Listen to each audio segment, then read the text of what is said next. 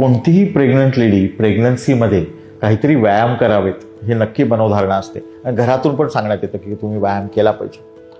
Doctor म्हणून मी विचारू इच्छितो की तुम्हाला व्यायाम करण्याची आधीपासून सवय आहे का?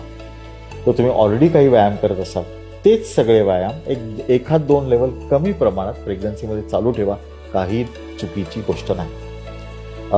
पण प्रेग्नन्सी झाल्यावर नवीन व्यायाम शिकणं मात्र जरा अडचणीची गोष्ट आहे.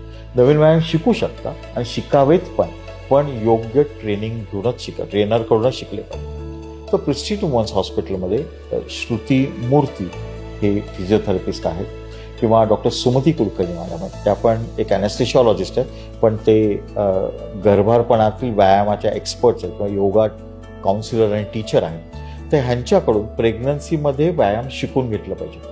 कोणीही एखाद्या माणसाकडून शिकणं पण चुकीचं आहे. ज्यांना प्रेग्नन्सीमध्ये शिकवण्याची कुठले व्यायाम करायची सवय त्यांनीच हे करावं. ह्याचं कारण सांगतो. कारण तुम्ही एखाद्या नवख्याकडून व्यायाम शिकला किंवा तुमचं तुम्ही यूट्यूबवर करायला लागला तर तुमच्या श्वासोच्छ्वासावर कंट्रोल नसतो.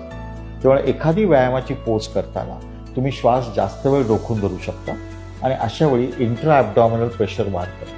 मग सातत्याने व्यायाम करून 1-2 महिने तुमच्या श्वासोच्छ्वासावर कंट्रोल नसल्यामुळे इंट्रा ॲब्डॉमिनल प्रेशर अवास्तव वाढत राहिलं तर लवकर डिलिव्हरी व्हायचा धोका असतो. त्यामुळे माझं म्हणणं असेल की तुम्ही एक्सपर्टकडून शिका आणि मॉडरेशनमध्ये व्यायाम करा. पहिली गोष्ट.